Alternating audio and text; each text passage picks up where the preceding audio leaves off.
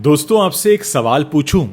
अगर आप किसी को ये बताएं कि एक लड़का यूपी के एक छोटे से कस्बे से निकलेगा, केमिस्ट्री में ग्रेजुएशन करेगा, फिर केमिस्ट की नौकरी करेगा, रात को चौकीदारी करेगा वॉचमैन बन के, दिल्ली की सड़कों पर भटकेगा और फिर एक दिन ऐसा आएगा जब दुनिया उसे बॉलीवुड का सबसे दमदार एक्टर कहेगी, तो शायद आप इस कहानी पर यकीन नहीं करेंगे।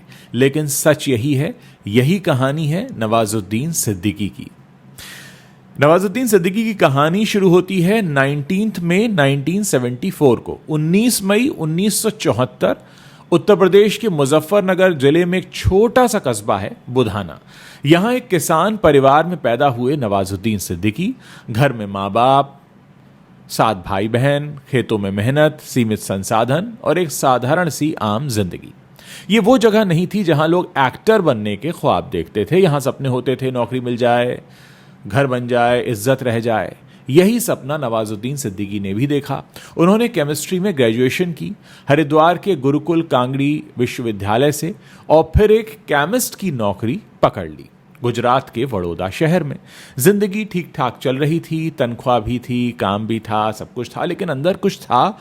वो एक बेचैनी भी थी, एक खालीपन था, जैसे कोई कह रहा हो कि ये तेरी मंजिल है नहीं। वडोदरा में रहते हुए एक दिन नवाजुद्दीन एक नाटक देखने चले गए। ये महज एक इत्तेफाक था, लेकिन उस शाम ने उनकी पूरी जिंदगी को बदल कर रख दिया। मंच पर कलाकार बोल रहे थे, चल रहे थे, जी रहे थे और उनको देखते देखते नवाजुद्दीन के अंदर कुछ जागने लगा था। उन्हें पहली बार महसूस हुआ कि वो यही करना चाहते हैं, यानी एक्टिंग, थिएटर। वो नहीं जानते थे कि ये सब कैसे होगा, वो कहाँ जाएंगे, लेकिन एक बात तय थी, वो बुधाना वापस नहीं जाएंगे और वो केमिस्ट की नौकरी नहीं करेंगे। अब वो एक्टर बनना चाहते थे। उस शाम उन्होंने एक बड़ा फैसला किया, दिल्ली शहर जाने का। दिल्ली आए, नेशनल स्कूल ऑफ ड्रामा में एडमिशन लिया, जो अपने आप में एक बहुत बड़ी बात है। ये वो जगह है जहां देश के सबसे बेहतरीन थिएटर आर्टिस्ट तैयार होते हैं। बहुत से लोगों को लगता है अगर एनएसडी में एडमिशन हो गया तो समझिए आपने किला फतह कर लिया, लेकिन नवाज के लिए भी यहां आना आसान नहीं था और यहां टिकना तो उससे भी ज्यादा मुश्किल।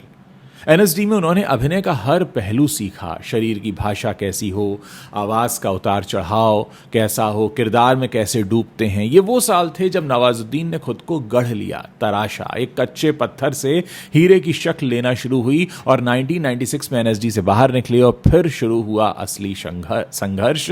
मुंबई शहर, सपनों का शहर, लेकिन नवाजुद्दीन के लिए शहर बहुत क्रूर निकला। ऑडिशंस होते थे लेकिन रिजेक्ट हो जाते थे। लोग कहते थे तुम्हारी शक्ल बॉलीवुड के हीरो जैसी नहीं है, तुम लीड नहीं बन सकते। कभी कभी खाने तक के लाले पड़ जाते, रात को जहां सिर रखने की जगह हो बस वही काफी हो जाता। एक वक्त फिर ऐसा आया जब उन्होंने दिल्ली में वॉचमैन की नौकरी भी की जाकर। एक्टर बनने का सपना देखने वाला इंसान रात को चौकीदारी कर रहा था। आप सोच सकते हैं उस दर्द को, लेकिन वो रुके नहीं, टूटे नहीं, हार नहीं मानी। फिर धीरे धीरे उनकी मेहनत रंग लाने लगी, छोटे छोटे रोल्स मिलने लगे। 1999 में आई आमिर खान की फिल्म सरफरोश। नवाजुद्दीन ने उसमें काम किया था, लेकिन रोल इतना छोटा था कि शायद आपने उस वक्त तो नोटिस भी नहीं किया होगा। फिर साल 2001-2002 के आसपास मुन्ना भाई एमबीबीएस आई, फिर कुछ और फिल्म्स आई, लेकिन हर बार वही एक लाइन का रोल, 2 सेकंड का स्क्रीन टाइम। डायरेक्टर उन्हें कास्ट तो करते थे लेकिन हीरो नहीं बनाते थे। बरसों तक यही चलता रहा। 1 दशक, 10 साल बीत गया। सोचिए, 10 साल तक छोटे छोटे रोल्स, रिजेक्शंस, फिर भी जुनून उन्होंने बरकरार रखा और ये जुनून ही था जो उन्हें जिंदा रख रहा था। फिर 2004 के आसपास अनुराग कश्यप की फिल्म आई ब्लैक फ्राइडे। 1993 के मुंबई ब्लास्ट पर आधारित ये फिल्म थी। नवाजुद्दीन ने इसमें किरदार निभाया था जो बहुत छोटा सा था, लेकिन ये किरदार बड़ा धारदार था। इतना सच्चा था कि देखने वालों के रोंगटे खड़े हो गए। पहली बार लोगों ने कहा ये आदमी है कौन। फिल्म क्रिटिक्स ने नोटिस किया, फिल्म फ्रेटर्निटी ने भी नोटिस किया, लेकिन अभी भी वो दुनिया के सामने नहीं आए थे। अभी भी एक बड़ा मौका आना बाकी था। लोगों की नज़र तो पड़ी थी, लेकिन ऐसा नहीं कि लोग रुक गए हों उन्हें देखकर। फिर आता है 2012 का साल। अनुराग कश्यप फिर आए, इस बार एक ऐसी फिल्म में जिसका नाम था गैंग्स ऑफ वासेपुर, और इस बार नवाजुद्दीन के हाथ में था एक ऐसा किरदार जो उन्हें हमेशा के लिए इमॉर्टल बना देने वाला था। फैजल खान, एक ऐसा आदमी जो अपने बाप के सपनों को पूरा करने के लिए कुछ भी कर सकता है। एक मासूमियत से लेकर एक क्रूर डॉन बनने तक का सफर नवाजुद्दीन ने इस किरदार में जान फूंक दी। पूरी दुनिया ने देखा, कैन फिल्म फेस्टिवल में ये फिल्म गई, इंटरनेशनल क्रिटिक्स ने खूब तारीफ की और भारत में एक नाम गूंजने लगा, और वो नाम था नवाजुद्दीन सिद्दीकी। वो करीब 14-15 साल का संघर्ष, वो रातों को जागकर चौकीदारी करना, वो एक एक रिजेक्शन को झेलना, सब एक झटके में रंग ले आया। फिर आती है फिल्म कहानी। 2012 के आसपास सुजॉय घोष की फिल्म कहानी, विद्या बालन की ये फिल्म थी। इसमें नवाजुद्दीन ने जनरल ए खान का किरदार निभाया और एक बार फिर साबित किया कि वो किसी भी फ्रेम को अपने दम पर उठा सकते हैं। 2013 में आई the lunchbox. Irrfan Khan और निमरत कौर की इस फिल्म में नवाजुद्दीन का किरदार था एक कलीग का। इरफान के कलीग बने थे शेख, एक साधारण सा इंसान, लेकिन नवाजुद्दीन ने उसमें इतनी जिंदगी भर दी कि दर्शक उनसे प्यार करने लगे। फिर आया एक के बाद एक उनका बदलापुर, रमन राघव, मांझी, सेक्रेड गेम्स, हर किरदार अलग, हर परफॉर्मेंस अलग, बिल्कुल बेमिसाल। मांझी की बात करें, 2015 में केतन मेहता की film I Manjhi the mountain man.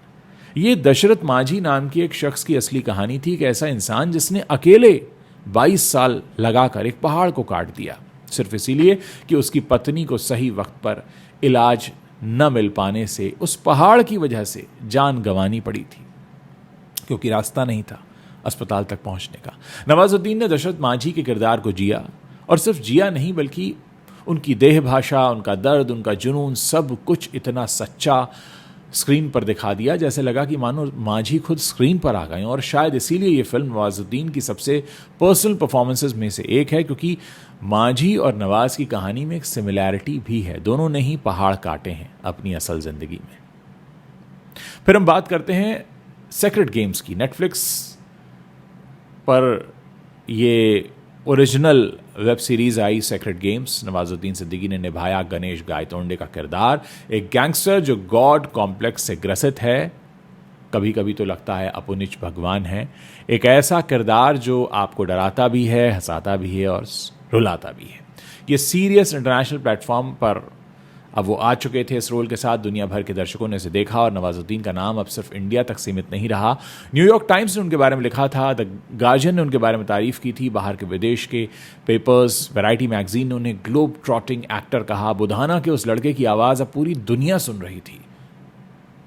दोस्तों, नवाजुद्दीन सिद्दीकी की कहानी ये सिर्फ एक एक्टर की कहानी नहीं है। ये कहानी मैं आपको इसलिए सुना रहा हूँ क्योंकि ये हर उस इंसान की कहानी है जिसे कभी ना कभी कहा गया हो कि तुम नहीं बन सकते, तुम्हारी शक्ल नहीं है, तुम्हारी बैकग्राउंड नहीं है, तुम्हारे पास कनेक्शंस नहीं है, तुम वहाँ पहुँच नहीं सकते जहाँ तुम पहुँचना चाहते हो।